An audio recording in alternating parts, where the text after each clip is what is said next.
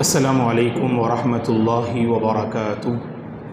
الحمد للہ رب العالمین والعاقبۃ للمتقین والصلاة والسلام علی رسولہ الامین وعلی آلہ وصحبہ اجمعین ومن تبعہ بإحسان الی یوم الدین، اما بعد فاعوذ باللہ من الشیطان الرجیم وَلْيَخْشَ الَّذِينَ لَوْ تَرَكُوا مِنْ خَلْفِهِمْ ذُرِّيَّةً ضِعَافًا خَافُوا عَلَيْهِمْ فَلْيَتَّقُوا اللَّهَ وَلْيَقُولُوا قَوْلًا سَدِيدًا۔ قابل احترام حضرات و خواتین، اللہ تبارک و تعالی ہم سب پر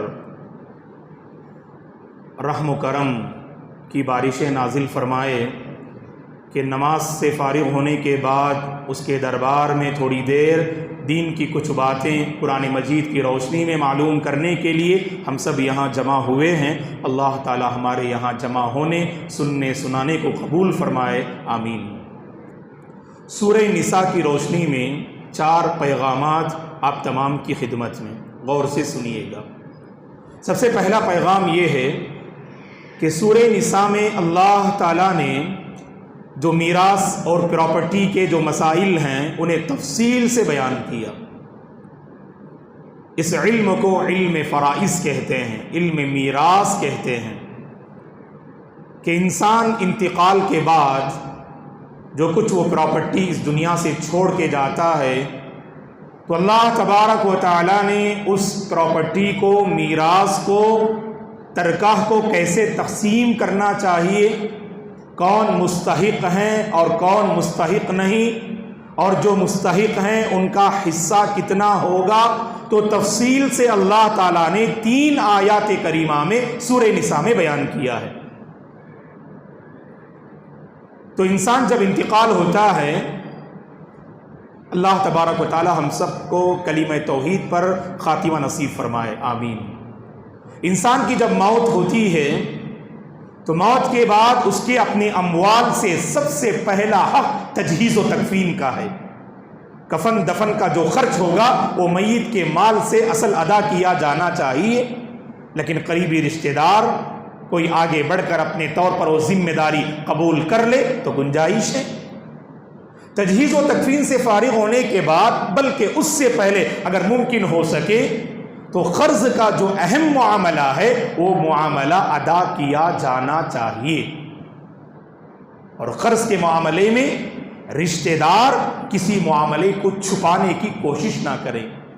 جانتے ہیں کہ میت پہ قرض ہے اور جنہوں نے قرض دیا وہ مطالبہ کر رہے ہیں، تو پہلی فرصت میں میت کا جو ترکہ ہے اس ترکے سے اس میت کے قرض کو ادا کیا جائے گا۔ اور قرض کا بوجھ اتنا کہ میت 10 لاکھ روپئے چھوڑ کے جا رہا ہے یا 10 لاکھ کی پراپرٹی چھوڑ کے جا رہا ہے اور قرض 10 لاکھ روپئے ہے، تو پوری طرح سے قرض ادا کر دیا جائے گا اور وارثین کو کچھ نہیں ملے گا۔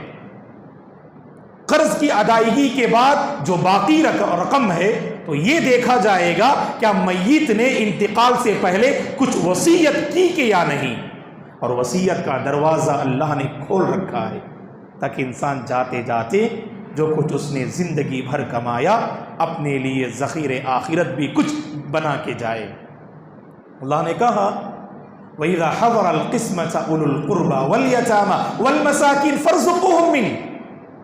انتقال سے پہلے دیکھ رہے ہیں کوئی قریبی رشتہ دار جو وارث نہیں بن رہا ہے، آپ جاتے جاتے اس پر احسان کر کے جانا چاہتے ہیں، آپ اس کے نام پہ وصیت کر کے چلے جائیے،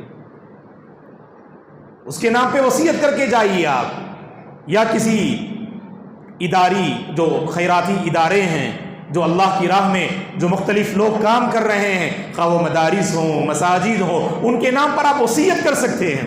لیکن ایک بات ذہن میں رکھنا، وصیت کے سلسلے میں جو وارث بنیں گے ان کے حق میں آپ وصیت نہیں کر سکتے۔ مثلا آپ کے بیٹے وارث ہو رہے ہیں، آپ کی بیٹی وارث بن رہے ہیں، آپ کے بھائی وارث بن رہے ہیں، تو لا وصیت لوارث، جو وارث بن رہا ہے اس کے حق میں آپ وصیت نہیں کر سکتے ہیں۔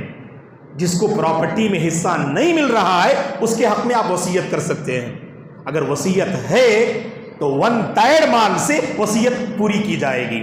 فار ایگزامپل اگر اس کے 90,000 روپئے ہیں تجہیز و تکفین کے بعد، قرض کی ادائیگی کے بعد اگر 90,000 روپیے ہیں اور اس نے اپنے مال کا 1/3 اگر اس نے وصیت کی تو گویا کہ 30,000 روپیے وصیت میں ادا کر دیں گے اور بقیہ 60,000 روپیے اس کے اپنے وارثین میں آپ تقسیم کریں گے۔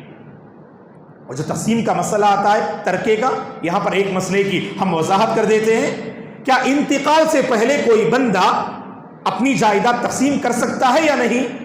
تو دیکھیے گا دوستو، اصل جو ترکہ ہے، میراث کی تقسیم ہے، وہ مورث کی وفات کے بعد ہی ہے، اور وفات سے پہلے آپ میراث اور ترکہ تقسیم کر نہیں سکتے۔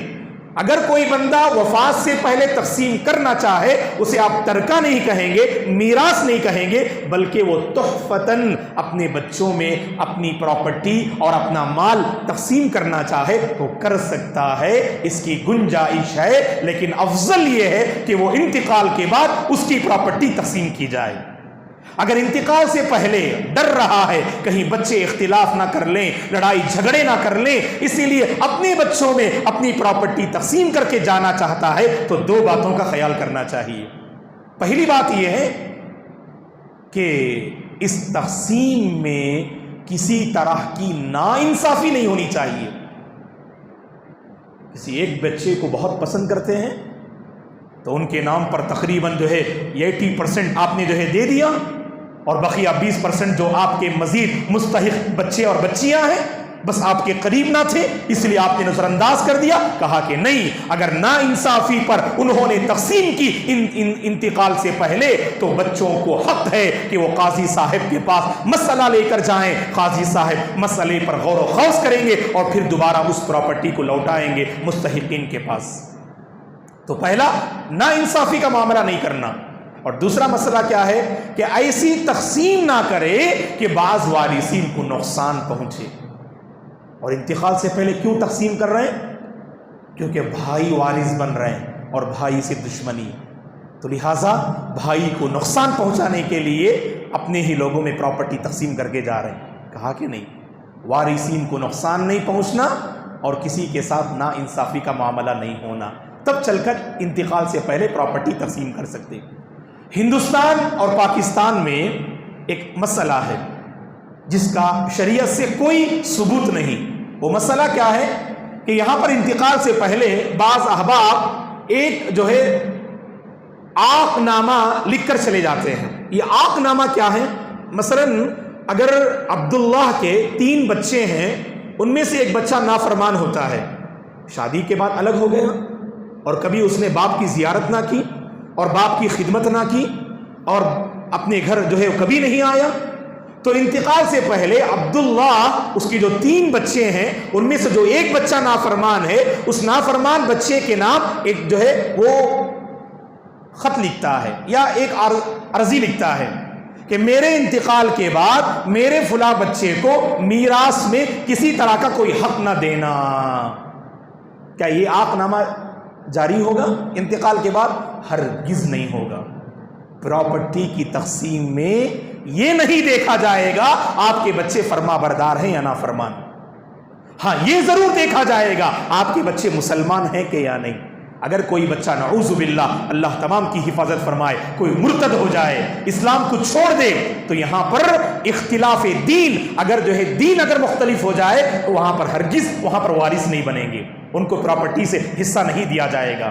مسلمان کافر کا وارث نہیں ہوگا اور کافر مسلمان کا وارث نہیں ہوگا۔ لا یرث المسلم الکافر ولا الکافر المسلم، اللہ کے نبی نے فرمایا۔ لیکن مجرد صرف آپ کے بچے نافرمان ہیں، برسوں سے آپ کی خدمت میں نہیں آئے، آپ کے بچے نہ، پراپرٹی میں ضرور حصہ ملے گا۔ یہ عاق نامہ ہندوستان اور پاکستان کی پیداوار ہے، شریعت سے اس کا کوئی تعلق نہیں۔ تو مجرد صرف آپ کے بچے نافرمان ہیں، اس وجہ سے انہیں پراپرٹی سے محروم کرنے کا کسی باپ اور کسی ماں کو حق نہیں۔ اور ایک اہم بات دوستو پراپرٹی کے سلسلے میں غور سے سنیے گا۔ ابھی ہم نے تجہیز و تکفین ذکر کیا، قرض ذکر کیا، وصیت کو ذکر کیا، اس کے بعد پراپرٹی تقسیم کریں گے، لیکن ایک اور اہم مسئلہ ہے، میں نے اسی لیے وہاں پر ذکر نہیں کیا تاکہ آپ لوگ غور سے سنیں اس کو، اس پر ہم لوگ توجہ نہیں دیتے۔ کسی کا انتقال ہو جائے، ہو سکتا ہے کہ اس پر زکوٰۃ واجب ہوئی تھی، زکوٰۃ ادا کیے بغیر انتقال ہو گئے، وارثین کو معلوم کہ زکوٰۃ کی رقم تقریباً 1,00,000 روپیے ہے، لیکن چھپانے کی کوشش کر رہے ہیں۔ وہ ان کا مسئلہ، اللہ کے پاس جواب دینے دو، ہمیں کیا فرق پڑتا، ہم تو بس اس پورے مال کو اپنوں میں تقسیم کر لیتے۔ ہرگز نہیں۔ مثلا اگر یہ مارچ کا مہینہ ہے نا، تو مارچ کے مہینے میں زکوٰۃ واجب ہو رہی تھی، ادا کرنا چاہ رہے تھے، اس سے پہلے انتقال ہو گئے۔ اب وارثین پہ لازم ہے پراپرٹی تقسیم کرنے سے پہلے زکوٰۃ کی جو رقم ان کے ذمے میں تھی تو باقاعدہ اسے ادا کرنا چاہیے۔ ہاں ابھی زکوٰۃ واجب نہیں ہوئی، کیونکہ سال میں ایک مرتبہ نہ زکوٰۃ واجب ہوتی، تو 1 سال ہونے سے پہلے ہی 10ویں مہینے میں انتقال ہو جائے تو یہاں پر اگر پراپرٹی تقسیم کر دے رہے تو یہاں پر جو زکوٰۃ ادا کرنے کی ضرورت نہیں۔ تو یہ ایسا مسئلہ ہے دوستو جس پر بہت سارے لوگ توجہ نہیں دیتے۔ یہ حق ہے، انتقال صحیح، انتقال ہو جائے صحیح، لیکن اس کا خیال کرنا چاہیے باقاعدہ زکوٰۃ ہے کہ یا نہیں، اس پر کچھ کرایہ باقی ہے کہ یا نہیں۔ کسی گھر پہ کرائے میں رہتے تھے، لوگ توجہ نہیں دیتے، اور بیچارہ جس نے کرائے پہ دیا نا وہ بندہ بھی رحم کرتا ہے، پوچھنا گوارا نہیں کرتا ہے، میں کیسے پوچھوں، بیچارے کا انتقال ہو گیا ہے۔ وارثین پہ لازم ہے کہ اس گھر کے مالک کے پاس جائیں اور پوچھیں کہ بھائی جن کا انتقال ہوا ہے ان کے ذمے کتنے مہینے کا کرایہ باقی ہے بتائیے، تو باقاعدہ کرایہ اٹھا کے دیجیے آپ۔ اور کسی دکان میں ہمیشہ کچھ معاملہ کرتے تھے، جائیں آپ ان سے کہیں کہ آپ کا کچھ معاملہ باقی ہے کہ یا نہیں۔ ہم سمجھتے ہیں کہ قرض کا مطلب کوئی بڑی رقم ہو تو ہی ہم ادا کریں گے، نہیں دوستو، ایسی چھوٹی چھوٹی چیزیں خرید و فروخت میں، لین دین میں، کرائے میں اگر کوئی مسئلہ باقی رہ جائے، یہ وارثین پہ لازم ہے اس میت کے مال سے پہلے ان تمام معاملات کا کو صاف کرنے کی کوشش کریں، اس کے بعد طریقے کی تقسیم ہونی چاہیے۔ اگر اس کے باوجود بھی کچھ آپ کو اشکال ہے تو الحمدللہ ہم موجود ہیں، آپ آئیے گا، آپ اس سلسلے میں ہم سے پوچھ لیجئے گا۔ بارک اللہ فیکم۔ چلیے آگے بڑھتے ہیں۔ پورے قرآن مجید میں دوسری بات جو ہم بتانا چاہتے ہیں، پورے قرآن مجید میں سب سے زیادہ اللہ تبارک و تعالیٰ نے یتیم کے سلسلے میں جو احکام بیان کیے وہ سورہ نساء میں تفصیل سے اللہ نے یتیم کے سلسلے میں بہت ساری باتیں اور بہت سارے احکام بیان کیے۔ چند باتیں غور سے سنیے۔ سورہ نساء کی ابتدائی آیات کریمہ میں اللہ تعالیٰ نے یتیم کے سلسلے میں کچھ اہم ہدایات دیں۔ سب سے پہلی ہدایت، یتیم کسے کہتے ہیں؟ اہل علم نے کہا یتیم کہتے ہیں من فقد اباہ دون البلوغ۔ امام ابن حجر رحمۃ اللہ علیہ نے بھی یہی تعریف کی، جو بندہ بالغ ہونے سے پہلے جس کا باپ انتقال ہو جائے تو ایسے بندے کو یتیم کہا جائے گا، کہ جس انسان کے والد اس کے اپنے بالغ ہونے سے پہلے اگر انتقال کر جائیں، ایسے بندے کو اور ایسے بچے کو یتیم کہا جائے گا۔ یتیم کے سلسلے میں سب سے پہلی ہدایت اللہ کی، یتیم کا کچھ مال ہے، یتیم کے نام پر کچھ پراپرٹی ہے، تو اس یتیم کے جو سب سے قریبی رشتہ دار ہوں گے، ولی ہوں گے، وہ اس مال کی نگہبانی کریں گے، یتیم کے حوالے نہیں کریں گے۔ یتیم کی عمر 7 سال اور اس کے اکاؤنٹ میں جو باپ چھوڑ کے گئے ہیں تقریباً 25 لاکھ روپئے، لیجئے بیٹے 25 لاکھ روپئے جو چاہے کھا لیجئے آپ۔ نعوذ باللہ، کیا کریں گے وہ؟ انہیں کیا معلوم 25 لاکھ روپئے کی ویلیو؟ اسی لیے کہا کہ جو ولی نگران ہوں گے نا وہ مال کو محفوظ کر کے رکھیں گے، اس کی حفاظت کر کے رکھیں گے، اور جب بچہ بالغ ہو جائے، سمجھدار ہو جائے، لین دین کیسے کرنا چاہیے اگر اس کے اندر یہ سمجھ حاصل ہو جائے، اس کے بعد مال کو اس کے حوالے کرنا چاہیے۔ یہ پہلی بات۔ اور دوسری بات، جو حفاظت کریں گے نا یتیم کے مال کی، انہیں اللہ کا تقوی اختیار کرنا چاہیے۔ ہمارے پاس کوئی پرانا مال رہتا ہے، غلط مال رہتا ہے اور یتیم کا اچھا مال ہوتا ہے، ایسا نہیں ہونا چاہیے کہ آپ اس غلط مال کو اس کے حوالے کر دیں اور اچھے مال کو اپنے اس میں کر لیں۔ آپ، اللہ جان رہا ہے، اللہ دیکھ رہا ہے آپ کی اس حرکت کو۔ وَلَا تَتَبَدَّلُوا الْخَبِيثَ بِالطَّيِّبِ، اللہ نے فرمایا ایسا بے خلط ملط مت کیجئے. آپ جانتے ہیں کہ آپ کا مال اچھا نہیں, آپ کی زمین اچھی نہیں, جہاں پر موجود ہے آپ کیا کر رہے ہیں, فوراً جو ہے زمین بدل رہے ہیں آپ, کیونکہ جہاں پر آپ کی زمین ہے اس کی کوئی ویلیو نہیں. اور آپ نے کہا مولانا میں 1000 اسکوائر فٹ میری اپنی زمین میں تھی اور اس کی بھی 1000 اسکوائر فٹ تھی, میں تو صحیح کر دیا نا. اللہ جان رہا ہے آپ کی جو زمین ہے اس کی کوئی ویلیو نہیں, اور یتیم کی جو زمین جہاں ہے اس کی بہت ویلیو ہے, اور آپ یہاں پر رد و بدل کر رہے ہیں. اللہ تعالیٰ جو اس سے بخوبی واقف ہے. اور تیسری بات یتیم کے مال کے سلسلے میں کہ خلط ملط نہیں کرنا. اس کے اکاؤنٹ میں اگر 20 لاکھ روپے ہیں, آپ کے اکاؤنٹ میں جو ہیں آپ من مانی کر رہے ہیں, کبھی اس کے اکاؤنٹ سے خرچ کر رہے ہیں, کبھی اس کے اکاؤنٹ سے خرچ کر رہے ہیں, کبھی من کیا تو لکھ لیا, کبھی من نہیں کیا تو یوں ہی چھوڑ دیا. کہا کہ نہیں, آپ خرچ کرتے ہوئے پہلے دیکھنا آپ کی ضرورت ہے تو آپ کے مال سے خرچ کرو, یتیم کی ضرورت ہے تو یتیم کے مال سے آپ اس کی ضرورت پوری کرو. ٹھیک ہے نا. اس میں چوتھی بات بہت اہم ہے یہ بھی, آپ یتیم کے مال کی حفاظت کرنے میں کچھ پیسے آپ کو لگ رہے ہیں, ٹرانسپورٹ کا خرچ لگ رہا ہے, یا کچھ جو ہے فارمیلٹی ہوتے ہیں اس کے کچھ خرچ لگ رہے ہیں. اللہ نے کہا اگر آپ بے نیاز ہیں, اللہ نے آپ کو نوازا ہے تو اپنے مال سے خرچ کیجیے اسے, یتیم کے مال سے کچھ مت لیجیے, اللہ آپ کے رحم و کرم کا معاملہ فرمائے.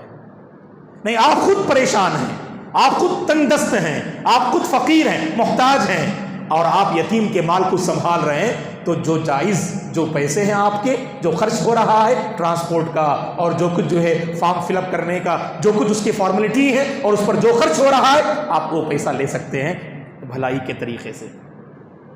اور اس میں ایک اہم بات یتیم کے سلسلے میں, زمانے جاہلیت میں ہوتا یہ تھا, یتیم لڑکی ہو اور اگر اس کے پاس اچھی جائیداد ہو تو جو مال کی نگرانی کرتا ہے وہی خود اس سے نکاح کر لیتا ہے. کیوں؟ اس پر ظلم کرنے کے لیے, کیونکہ اس سے نکاح کریں گے تو فائدہ کیا ہوگا, یتیم لڑکی سے جس کے پاس جائیداد ہے, پراپرٹی ہے, تو پوری پراپرٹی تو بہت جلد اس کے اکاؤنٹ میں آ جائے گی اور اس کی تحویل میں آ جائے گی. اور دوسری بات, مہر دینے کی بھی ضرورت نہیں, ایسا زمانہ جاہلیت میں تصور تھا, تو مہر بھی دینے کی ضرورت نہیں اور پراپرٹی بھی آ رہی ہے آسانی سے.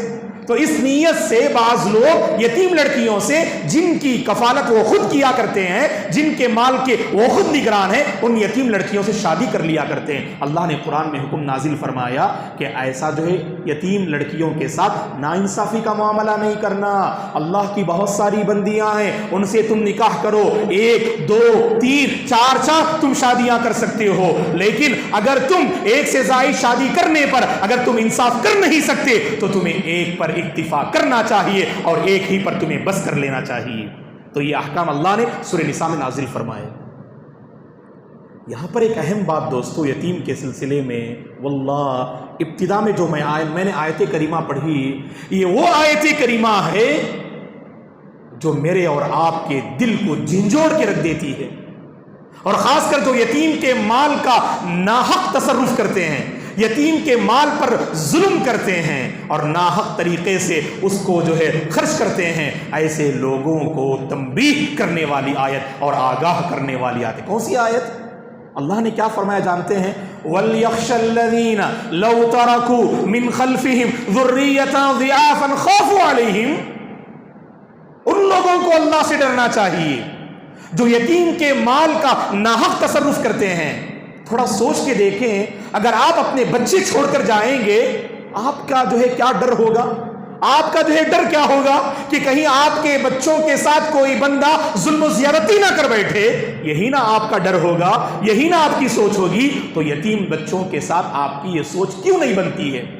اپنے بچوں کے ساتھ الگ معاملہ اور یتیم بچوں کے ساتھ الگ مسئلہ نہیں دوستو. آپ جو چاہتے ہیں نا اپنے بچوں کے ساتھ, یتیم بچوں کے ساتھ بھی وہی سوچ اور وہی رویہ اختیار کیجیے. اور یتیم کے سلسلے میں رحم و کرم بھی کرنا چاہیے دوستو. واللہ باپ کا سایہ ہے نا بہت بڑی نعمت ہے. اللہ ہمارے بچوں پر ماں باپ کا سایہ تادیر باقی رکھے. باپ کا سایہ بہت بڑی نعمت. یہ ان لوگوں سے پوچھئے جو باپ کی شفقت اور سائے سے محروم ہیں. تو ایسے بچوں پر کبھی جو ہے زبردستی اور جو ہے زیادتی مت کیجیے دوستو. ہم سمجھتے اسے کون پوچھنے والا, کچھ بھی کر سکتے ہیں, ایسا ہمارا معاملہ ہوتا ہے. نہیں دوستو, اس پر کبھی ہاتھ پھیریے گا, محبت سے بات کیجیے گا, اسے اپنے گلے سے ڈھیر چمٹا لیجئے گا، کچھ محبت کے چند بول اس کے سامنے کہیے گا آپ۔ اللہ کی قسم، یتیم کی دل جوئی کرنے والا اللہ کا بہت پسندیدہ بندہ ہوتا ہے وہ۔ اسی لیے اللہ کے نبی نے کیا فرمایا، یتیم پر رحم کھاتے ہوئے جو یتیم کی کفالت کرتا ہے نا، انا وکافل الیتیم فی الجنۃ ہکذا واشار بالسبابۃ والوسطی وفرج بینہما، اللہ کے نبی نے فرمایا میں اور یتیم کی کفالت کرنے والا کل قیامت کے دن ایسے ہوں گے، یہ اللہ کے نبی نے فرمایا صلی اللہ علیہ وسلم۔ تو یتیم کے سلسلے میں کچھ باتیں تھیں دوستو، اور جو یتیم کا مال ناحق طریقے سے کھاتے ہیں نا، اللہ نے کہا یہ اپنے پیٹ میں آگ کو بھر رہے ہیں، جہنم کی طرف یہ لوگ آگے بڑھ رہے ہیں۔ اور ایک اہم معاملہ مختصر ذکر کر کے اپنی گفتگو میں ختم کر دیتا ہوں۔ اللہ نے سورہ نساء میں جن لوگوں کے ساتھ حسن سلوک اور بہتر معاملہ کرنے کی ترغیب دلائی، ان میں سے ایک پڑوسی بھی ہیں۔ اور آج کے اس ماڈرن دور میں، ترقی یافتہ دور میں، اور خاص کر جو سٹی میں زندگی بسر کرتے ہیں، ان لوگوں سے پوچھئے کہ پڑوسی کے حقوق کیا ہوتے، آپ کے پڑوسی کون ہوتے ہیں۔ مولانا ٹھہریے، میں انشاءاللہ کل آپ کو جو ہے انفارمیشن دیتا ہوں میرے پڑوسی کون ہیں۔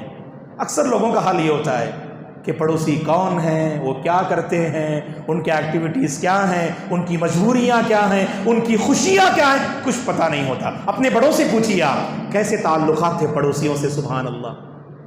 ایسا لگتا ہے ہمارے اپنے بڑوں کی جو تعلقات تھے نا، بالکل رشتہ دار۔